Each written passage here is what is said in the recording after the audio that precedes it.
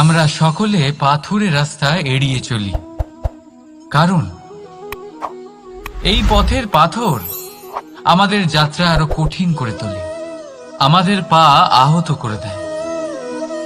কিন্তু একটা গুরুত্বপূর্ণ কথা আমরা ভুলেই যাই, এই কঠিন পথই না শুধু আমাদেরকে নিজেদের দুর্বলতার সাথে পরিচয় করায়, বরং আমাদের শক্ত হওয়ার প্রেরণাও দিতে থাকে। সময়ের সাথে ঠিক এমনটাই হতে থাকে। সবাই ভালো সময়ের অপেক্ষা করতে থাকেন, ভালো সময়ের জন্য পরিশ্রম করেন, তার জন্যই চিন্তা করেন, কিন্তু ভুলে যান যে ভালো সময় বহুবার আমাদের বিবেক নষ্ট করে দেয়।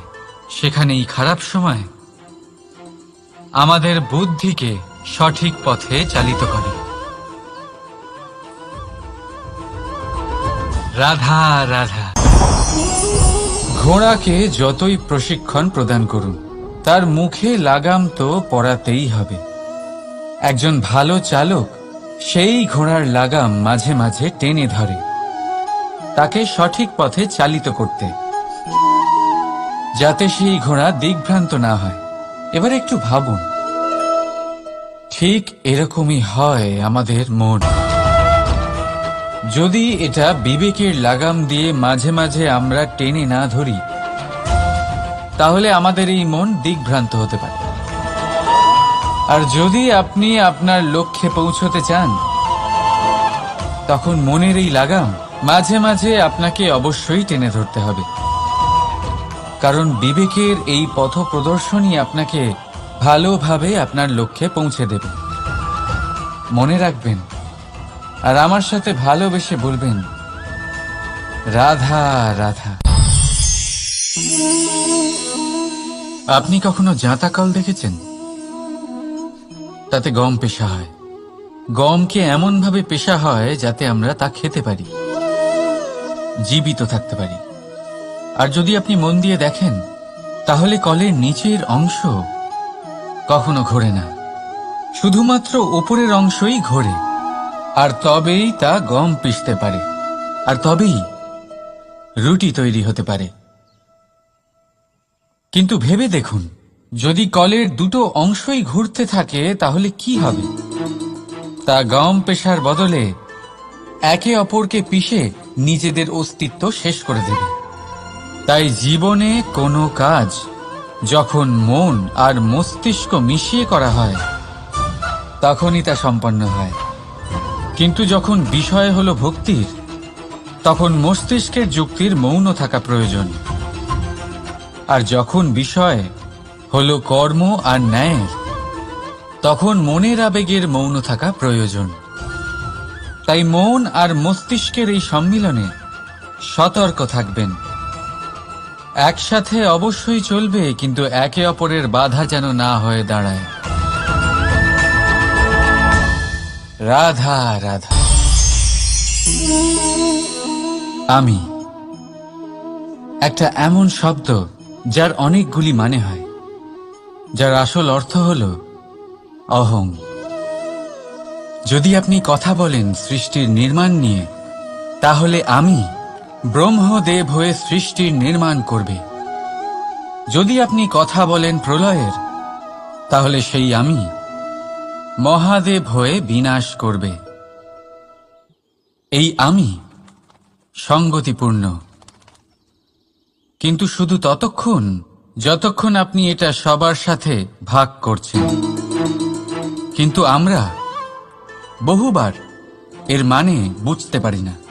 এই অহংকে সীমিত করে দিই একটা ব্যক্তি অবধি, শুধু নিজে। আর তখনই জেগে ওঠে অহংকার, যাতে প্রাধান্য পায় শুধুমাত্র আমি, আমরা নয়। আর একজন ব্যক্তি একা না উৎপাদন করতে পারে আর না করতে পারে সৃজন। এবারে দেখুন, বৃষ্টির এক ফোঁটা, তারও অস্তিত্ব আছে, কিন্তু তা ধরিত্রীতে পড়লেই সমাপ্ত হয়ে যায়। কিন্তু যখন ফোঁটাগুলি একসাথে পড়ে, তখন শুরু হয় বর্ষা, আর তখনই তৈরি হয় ধারা। রাধা রাধা। বলুন, কি দেখতে পাচ্ছেন আপনি? আমার হাতের এই সাদা বস্ত্র, নাকি এতে লেগে থাকা এই কালো দাগ? এবারে সত্যি কথা বলতে কি, আপনার নজর সবার আগে এই কালো দাগের ওপরে গেছে। ঠিক আছে, এমনই তো হয়। ভীষণ কম মানুষ থাকেন যারা ভাবেন কোনো ব্যক্তি ভীষণ পরিশ্রম করে এই বস্ত্র ধুয়েছেন, এটা শুকিয়েছেন। বেশিরভাগ মানুষের নজর যায় এই দাগের উপরে, ভাবেন যে এটা কি করে লাগলো। কিছুটা এরকমই হয় আমাদের ব্যক্তিত্বের সাথে। আমাদের শুভ কর্মের ওপরে আমাদের একটা খারাপ কর্ম ভারী মনে হয়। এবারে ভাবুন, যদি আমি চন্দ্রের কথা বলি, তাহলে তার শীতল আলো দেখার পূর্বে তার কলঙ্ক লক্ষ্য করেন, সেই চাঁদে লেগে থাকা কালো দাগ দেখে নেন। সেই জন্যই বিশেষ করে যারা শুধুমাত্র শুভ চিন্তা করেন আর উপকারী কর্ম যারা করেন, তাদের আমি বলবো সাবধানে থাকবেন। কারণ আপনার একটা খারাপ কর্ম চিরকালের জন্য উদাহরণ হয়ে দাঁড়াবে। রাধা রাধা। সাফল্য। যদি আপনাকে জীবনে সাফল্য পেতে হয়, তাহলে আপনি একাধিক মানুষ পাবেন যারা একাধিক উপায় বলবে আপনাকে সাফল্য পাওয়ার। দীর্ঘ সময় ধরে পরিশ্রম, চেষ্টা, নির্ধারণ, নিষ্ঠা এই বিষয়ে ভাষণ দিতে থাকবেন। একাধিক রকমের উদাহরণ আপনার সামনে তুলে ধরবেন। কিন্তু আমার এটা মনে হয়, আমরা কেন সেই বিষয়ে কথা বলি না যা মানুষকে অসফল করে তোলে? শুধু দুটো ব্যাপার অসফল হওয়া নিশ্চিত করে। শুধু দুই ধরনের মানুষ বেশিরভাগ অসফল হন। প্রথম তারা যারা ভাবে অনেক কিছু কিন্তু কিছুই করে না। আর দ্বিতীয় তারা যারা অনেক কিছু করতে থাকে কিন্তু ভাবনা চিন্তা না করে। ভাবনা আর কর্ম, এদের মাঝে সামঞ্জস্য রাখা খুব জরুরি। যদি এটা থাকে, তাহলে জীবনে কখনো অসফল হবেন না। রাধা রাধা। আপনি অনেককে এই কথা নিশ্চয়ই বলতে শুনেছেন, এই ব্যক্তির দৃষ্টিতে দম্ভ আছে, এই ব্যক্তির চোখের ওপর অহংকারের পর্দা পড়ে আছে, ইত্যাদি ইত্যাদি। চলুন, আমি আপনাকে একটা প্রশ্ন করছি। আপনি দেখেন কি দিয়ে? দৃষ্টি দিয়ে নাকি দৃষ্টিভঙ্গির সাহায্যে? ভাবুন। চিন্তায় পড়ে গেলেন নিশ্চয়ই। দৃষ্টি যে কোনো বস্তুর বা যে কোনো মানুষের শুধু বাইরের রূপটা দেখায়, যেখানে দৃষ্টিভঙ্গি আপনাকে সোজা আসল পরিচয়ের সাথে সাক্ষাৎ করায়। উদাহরণ হিসেবে চন্দ্র। চন্দ্র আমরা সবাই দেখেছি। বহু মানুষ আছেন যাদের চন্দ্র অত্যন্ত সুন্দর লাগে। আবার কিছু মানুষ এমনও আছেন যারা এই চন্দ্রের মধ্যেই দাগ খুঁজে বার করেন। এই হলো দৃষ্টিভঙ্গি। যদি নিজের দৃষ্টিভঙ্গিতে প্রেম রাখেন, ভালোবাসা রাখেন, সম্ভ্রম রাখেন, তাহলে তার বদলে আপনিও প্রেম আর সম্মান অবশ্যই পাবেন। এবারে দেখুন, যে জল দিয়ে ঈশ্বরের মূর্তি ধোয়া হয় তাকে চরণামৃত বলা হয়। এটার কারণ দৃষ্টিভঙ্গি। এখন আপনি পাথরকে ভগবান ভেবে পুজো করবেন, নাকি ভগবানকে পাথর ভেবে পরিত্যাগ করবেন? সিদ্ধান্ত আপনার। কিন্তু এই সিদ্ধান্ত নির্ভর করে আপনার দৃষ্টিভঙ্গির ওপর। তাই নিজের দৃষ্টিভঙ্গি শুভ রাখুন, নিজের দৃষ্টিভঙ্গিতে ভালোবাসা রাখুন, আর আনন্দে বলুন রাধা রাধা। বড় বড় রাজমহলের বড় বড় ইমারতের চূড়া কত সুন্দর হয়, কিন্তু আপনি কি কখনো এই বিষয়ে ভেবেছেন যে এই সুন্দর চূড়ায় পৌঁছতে গেলে আপনাকে পৃথিবীতে পা ফেলতেই হবে? সেই সুন্দর চূড়ায় পৌঁছে দীপ্তি পাওয়ার জন্য আপনাকে একটা কঠিন পথ অবলম্বন করতেই হবে। যদি আপনি কোনো কঠিন পথে না গিয়ে এই পৃথিবীর সাহায্য ছাড়াই শুধু উচ্চতার দিকে অগ্রসর হতে থাকেন, তাহলে সর্বদা অসফল হবেন। সেই জন্য নিজের স্বপ্ন পূরণের এই যাত্রাতে নিজের পথ কখনোই হারাবেন না, নিজের পথ থেকে সরবেন না। যদি এমন করেন তাহলে তো আপনার স্বপ্ন পূরণ হবেই না, তার সাথে আপনি নিজের পথও হারাবেন। রাধা রাধা। কৌতুক অর্থাৎ হাসি, এটা জীবনে কতটা গুরুত্বপূর্ণ।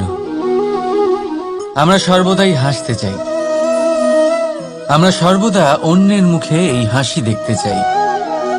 কিন্তু এই কৌতুক অনেক প্রকারের হয়, আর এই কৌতুকের ভিত্তি কি সেটাও খুব গুরুত্বপূর্ণ। কৌতুক কেবল তখনই পাবেন যখন তা শুদ্ধ মন থেকে আসবে। কৌতুক তখনই পাবেন যখন তা সামনের জনকেও হাসিয়ে তার কষ্ট হরণ করবে। এবারে যদি কৌতুক হিংসার থেকে বেরোয়, তখন তা কটাক্ষ হয়ে যায়, সামনের মানুষের মনে আঘাত করে।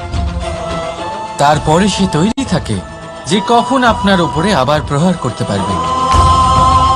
তাই যদি হাস্য কাউকে ছোট করার জন্য হয়, তা হাস্য নয়, উপহাস হয়ে যায়। আর তা সামনের জনকে আনন্দ নয়, শুধু অপমান দেবে। আর অপমানিত ব্যক্তির মন তিক্ত হয়ে থাকে।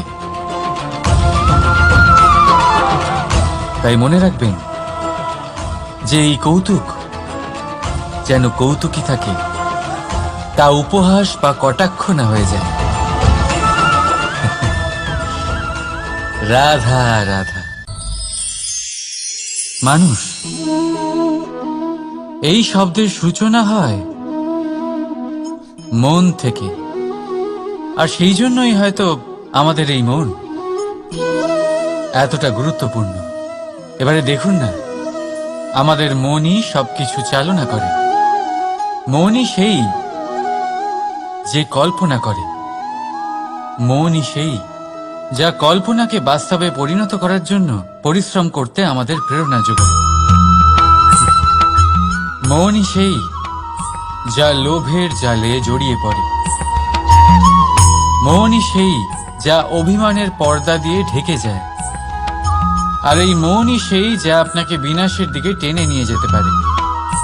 কিন্তু যদি তা পরোপকার করার ইন্ধন পায়, তাহলে এমন কোনো মহান কাজ নেই যা আপনি করতে পারবেন না। কিন্তু এই মন কি?